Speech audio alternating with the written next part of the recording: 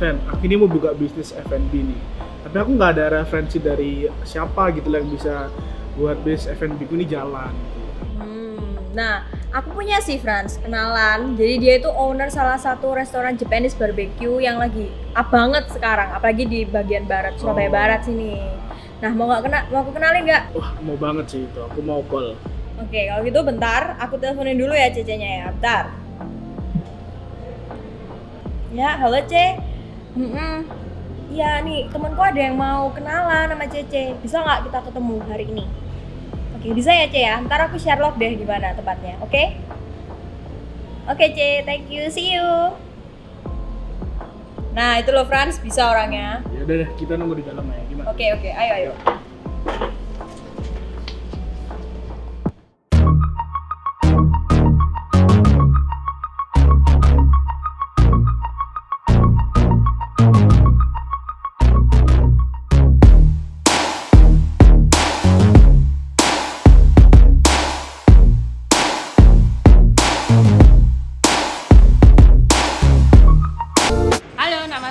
Dewi Onggowinarso. Saya adalah pemilik dari PT Tri Harmoni Antar Benua, pemilik dari Niku Japanese Barbecue, dan saya co-founder dari Sekolah Sepak Bola Kator Surabaya. Nah C, ini thank you Paul udah mau datang. Ini temanku Franz yang tadi bilang mau tanya tentang masalah F&B itu. Jadi langsung aja ya, kita mulai. Aku punya beberapa pertanyaan nih C. Yang pertama, gimana sih kok Cece tuh bisa terjun ke dunia F&B? Kayak motivasi awalnya apa? Terus apa sih yang menarik di bidang F&B itu sampai Cece mau terjun gitu? Awal mulanya terjun ke F&B sih karena memang hobi sih. Jadi awalnya karena kita ada dasar suka masak, terus juga suka makan. Jadi kita juga jadi akhirnya udah terjun dalam F&B sih. Oke. Terus kenapa Ci kok milih Japanese Barbecue Ci? Milih Japanese karena dia itu kan masakan Jepang itu kan simple, terus bahannya juga simple, namun itu ingredientsnya tuh harus enak. Jadi suka aja sih sama masakannya, jadi gurih-gurih manis. Berarti karena simple is better ya? Betul. Oke. Nah terus kan Cece pertama kali buka Japanese barbecue namanya Niku kan Jen? Iya betul. Itu kayak langsung rame atau gimana? Apalagi kan banyak kompetitor gitu kan Jen? Kayak pasti struggle di awalnya. Kayak caranya Cece biar rame waktu itu gimana? Gini, Niku dari awal memang bukan all you can eat pertama. Jadi kita dulu itu ala carte. Betul. Jadi selama 7 bulan kita berdiri itu kita jualnya ala carte. Jadi daging ada berbagai macam jenis daging kita jual. Jadi tetap sama, untuk saus-sausnya sama, cuman sistemnya aja yang berbeda. Oke. Nah, kan Cisara ini udah punya bisnis di bidang F&B nih. Terus kok tahu-tahu punya klub sepak bola ini gimana sih? Itu memang random banget sih kan. Ini karena anak saya kan juga hobi bola. Jadi awal mulanya dari anak saya ikut setiap minggu, terus akhirnya kita ketemu sama orang tua, terus akhirnya kita bikin sendiri gitu. Kalau boleh tahu namanya apa Ci? Kita Sekolah Sepak Bola Kator Surabaya. Keren. Oke. Balik lagi nih Cek ke masalah food and beverage tadi. Nah kan Niku ini salah satu pionernya di Surabaya ya kan. Ya jadi kayak banyak restoran barbecue lain, kompetitornya, terus kayak biar Cece nyaingin mereka, apalagi kan banyak yang price range-nya sama, stylenya sama, itu gimana Cek? Gini, kita kan salah satu yang pertama di Surabaya untuk all you can eat dengan range harga segitu ya, di bawah 100 ya. Jadi kita menang di Start dulu. Karena kita termasuk salah satu yang pertama. Yang kedua, kita juga memiliki space yang luas. Jadi tempatnya itu nyaman, besar. Jadi orang itu suka. Selain itu harga kita juga kompetitif banget. Selama itu kita murah, tapi kita bukan murahan. Jadi jadi kita tetap mempertahankan rasa kualitas dari item-item yang kita hidangkan, terutama untuk daging. Karena daging melihat kompetitor itu banyak yang asal-asalan. Pokoknya murah, kita marginnya tinggi, kita nggak mau kayak gitu. Kita tetap menyediakan daging-daging yang berkualitas import sih. Gitu. Jadi meskipun harga terjangkau, kualitasnya tetap terjaga ya? Betul. Itu harus itu nomor satu. Nomor satu. Iya. Ya. Dengar Cici ini bisnisnya ada 3. All You Can Eat sama PT Tri Harmoni sama Gator itu ya. Betul. Terus cara bagi waktu buat 3 bisnis ini gimana sih? Benernya sih gampang aja sih, karena kan kalau yang PT itu sudah berdiri lama dari 2015 dan itu sudah berjalan sih, dan itu dari work from home sih. Jadi kita di mana aja saya bawa laptop udah bisa kerja sih. Kalau yang PT tinggal telepon, email udah. Kalau yang Gators itu berdiri nggak jauh banget sama Niku. Karena waktu itu Niku udah berdiri, terus waktu itu Gators kan organisasi ya, sekolah ya. Jadi itu bukan hanya 5 orang, bukan. Jadi suatu kesatuan yang besar. Jadi kita sebagai yang mendirikan di belakang layar sih. Jadi yang menjalankan sehari-harinya juga pelatih-pelatihnya. Kita juga ada kepala sekolahnya. Jadi udah jalan sih. Jadi sekarang udah kita tinggal memantau aja. Oke. Nah terus sama kan tadi kita bicara tentang bagi waktunya nih. Tapi kan otomatis Nikunya Cece ini ada kayak banyak cabang nggak sih, setahu aku aja ya? Ya puji Tuhan kita baru buka 2 sih. Oh di Surabaya 2? Di Surabaya 2, di Sidoarjo 1, dan di Jogja baru kita buka 1. Oh oke. Berarti yang di Jogja ini masih baru ya? Masih baru berjalan, ini nanti 1 bulan nanti tanggal 8. Terus ini C, tantangan tersulit untuk membangun sebuah all you can eat itu gimana? Benernya itu tantangannya itu tetap mempertahankan kualitas dan rasa apalagi sekarang ini sejak ada corona, sejak pandemi ini import ekspor ini juga agak susah tersandat gitu ya. Jadi daging-daging yang sekarang yang masuk itu juga yang sesuai kriteria kita itu agak tertahan. Jadi kita tetap mencari pilihan terbaik untuk menggantikan daging kita itu sih. Jadi kita tetap banyak yang nawari yang kualitasnya rendah, kita nggak mau. Jadi itu sangat susah untuk saat kualitas ini. Dijaga berarti. Betul, kita itu untuk menjaga kualitas dengan range harga segitu benar. Ya itu yang agak susah. Oke. Nah terus kan karena bisnisnya Cece juga banyak, terus ada banyak struggle-nya. Tapi kan Cece pasti kayak karena bisnisnya banyak, partner bisnisnya pasti juga ada kan? Ada, tentu ada. Nah kayak dari Cesa sendiri kayak ada tips nggak sih buat kita buat milih partner bisnis yang benar gitu? Kalau partner bisnis sih, yang pertama yang harus sesuai itu visi dan misi sih. Jadi kita maunya kemana, bawa brand ini kemana itu harus satu tujuan. Itu dari awal itu harus jelas. Dan selain itu juga perlu keterbukaan ya. Itu sangat penting dalam kerjasama. Kalau kita dari awal sudah nggak terbuka, pasti in the middle there will be struggle gitu. Pasti ada permasalahan. Terus yang ketiga sih menurut saya itu keterbukaan.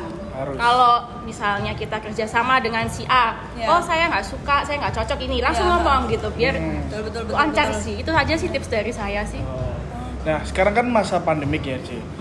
Kan semua bisnis pasti berpengaruh di masa pandemik ini. Betul. Nah, bisnis Cici kan pasti kena pandemik ya. Itu nomor 1 kalau.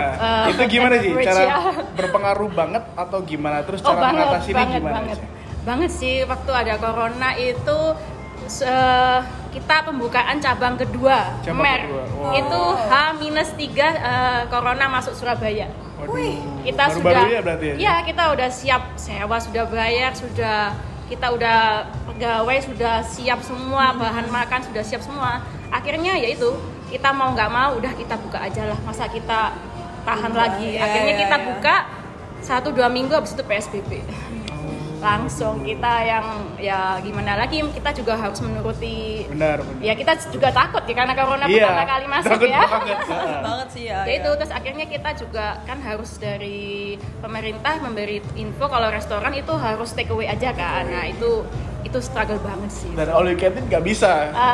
Ya bisa, akhirnya kita harus berinovasi. Oh iya benar, inovasi itu ya. Iya, kita harus take away. Nah kita juga bingung mau kita all you can eat, kita mau gimanain. Akhirnya kita sediain home service sih untuk. Iya. Tapi yang self service, jadi kita kirim bahannya. Masak sendiri tetap. Mereka masak sendiri sih. Terus kan tadi kayak Cece bilang H-3 sebelum corona masuk ya. Iya. Kayak maksudnya kan kalau aku nih kalau di pasti Cece kayak mikir-mikir lagi, pasti sepi nanti kalau harus lockdown gimana. Tapi kenapa kok Cece masih berani gitu loh? Ya itu balik lagi karena kita sudah siap semua, sudah bener-bener ready, kita udah announce kalau kita ada pembukaan. Jadi kita udah pantang mundur dah, kita stop. Nah, Cici kan ini punya 3 bisnis ya kan? Yeah. Ada rencana mau nambah lagi nggak sih? Nah itu di luar ini saya sih, terserah sih, kalau saya sih ayo aja boleh sih nambah sih, iya. Pokoknya visi-misinya jelas ya? Betul. Oke. Mungkin kira-kira ada pandangan nggak sih Cek mau masuk ke bidang apa? Kalau sejauh ini saya lihat saya cocoknya di food and beverage sih. Mungkin harapan saya itu kedepannya Niku tuh bisa lebih dari 4 cabang ini sih, gitu. Oke. Asik sih, asik. Ada saran nggak Ci buat anak-anak yang mau mulai bisnis? Nah, kalau khususnya kaum muda Ci, Oke, kalau menurut saya ini kan untuk usaha saya di F&B ini Niku tuh bukan yang pertama. Bukan. Jadi sebelumnya itu ada beberapa usaha F&B itu yang nggak jalan. Jadi ada stand, kita jual untuk di kantin, kafetaria, kita juga ada sih sebenarnya. Cuman ya itu jatuh bangun. Kemarin sebelum kita bangun Niku itu saya tuh sempat jangan F&B lagi deh. Udah bolak-balik gagal gitu ya. Cuman nggak tahu kenapa, ya udahlah kita coba, modalnya juga nggak gede banget. Ya udahlah coba aja karena kita juga feeling ini kok bisa, ternyata ya puji Tuhan ya jalan akhirnya.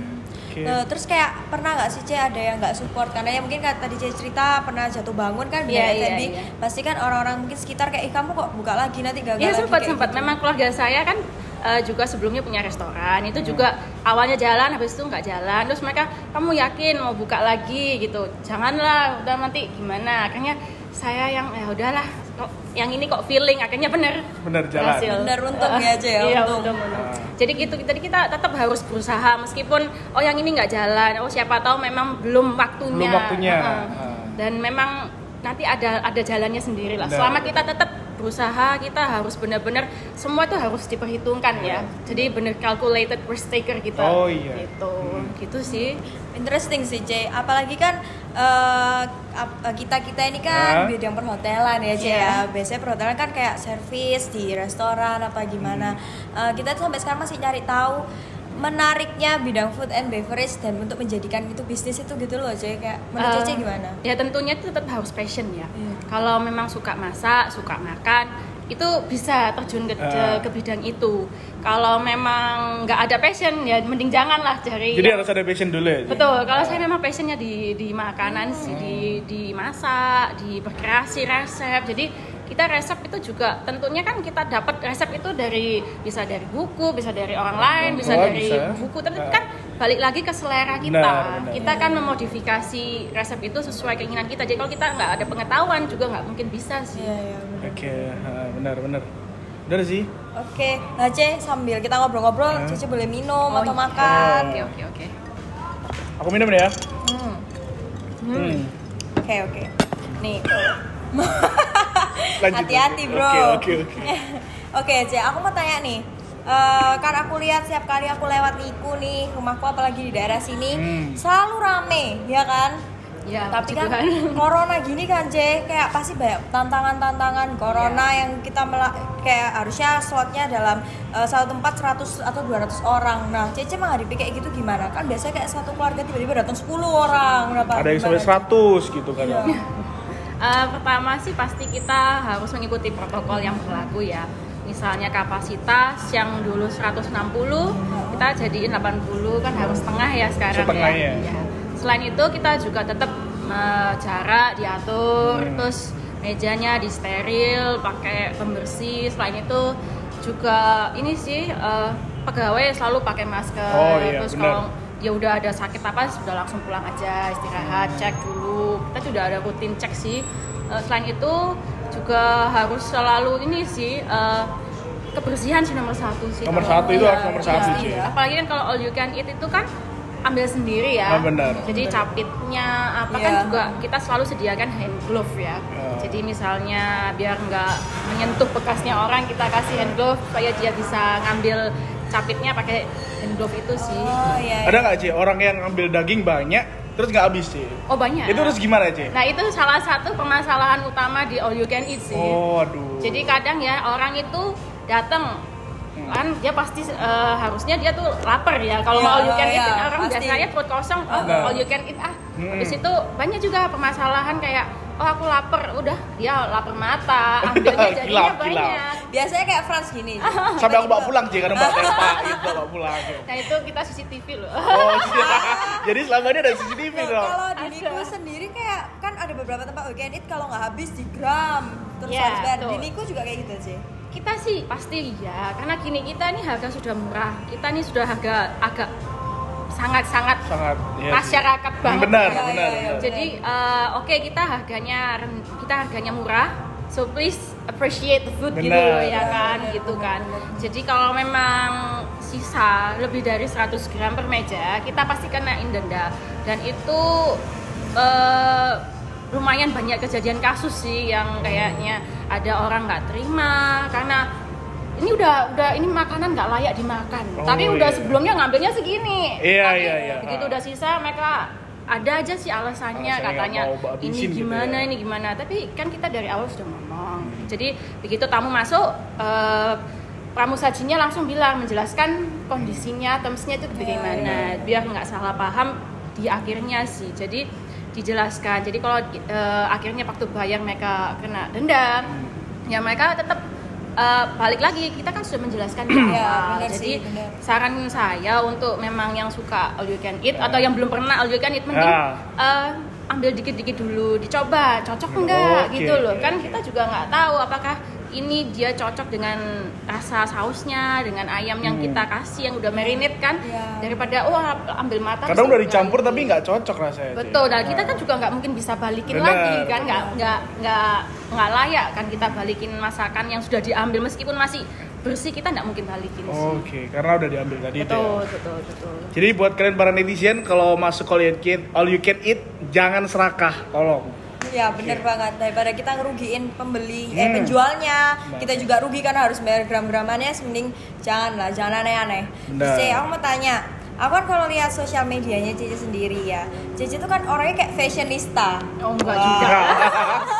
Bisa dilihat penampilannya kayaknya. Ya penampilannya aja udah kelihatan fashionista tuh Cici. Pernah nggak sih Cici kepikiran buat buka bisnis di bidang fashion mungkin?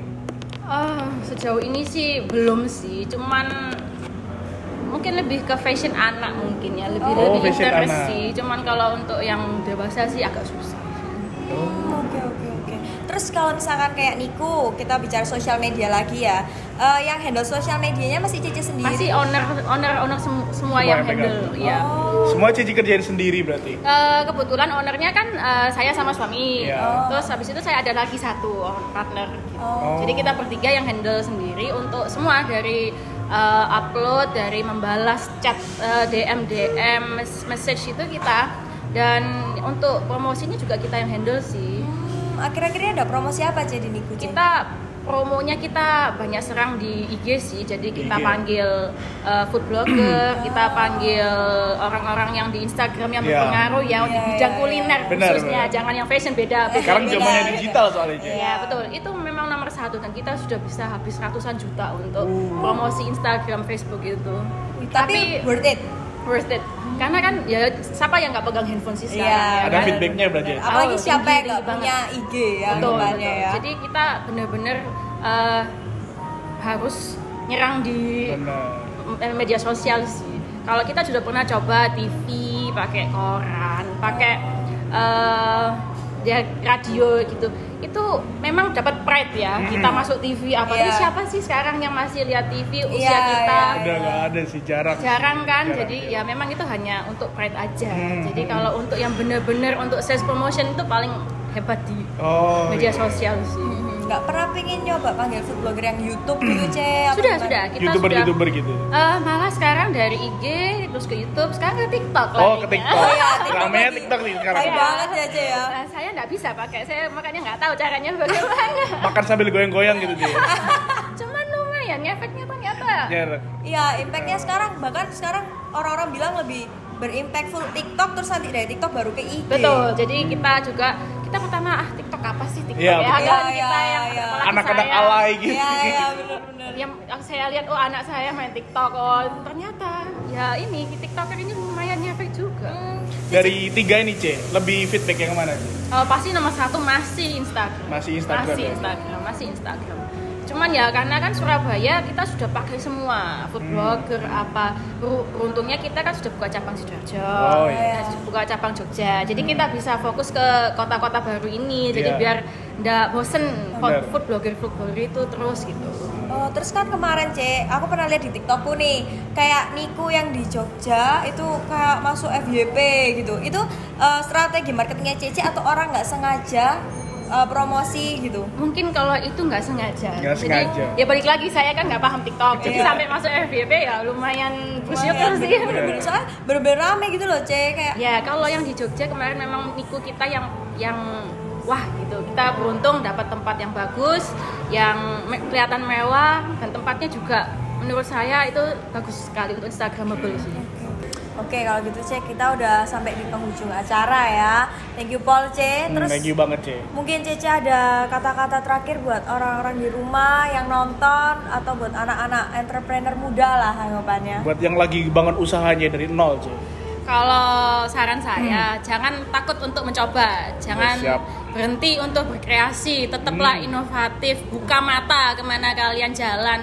Mungkin pergi keluar kota, pergi keluar negeri, bisa mencari inspirasi sih untuk mengembangkan bisnis yang sudah ada yang masih mau dikembangkan. Itu tidak pernah ada berhenti untuk belajar, untuk berinovasi sih itu sih. Dan tetap perhitungkan semua kalkulasi dengan benar sih, itu penting. Nah itu guys kata-kata dari orang yang udah sukses di bidang F&B yang punya Niku Barbecue. Mungkin Cece ada sedikit promosi? Boleh, Niku masih ada promo, kita harga masih untuk wanita di bawah normal, jadi 93.500 sudah net masuk PPN. Untuk cowoknya 104.500. 104. Oh iya. Enak guys yang jadi cewek lebih murah daripada yang cowok. Apa saya jadi cewek ya?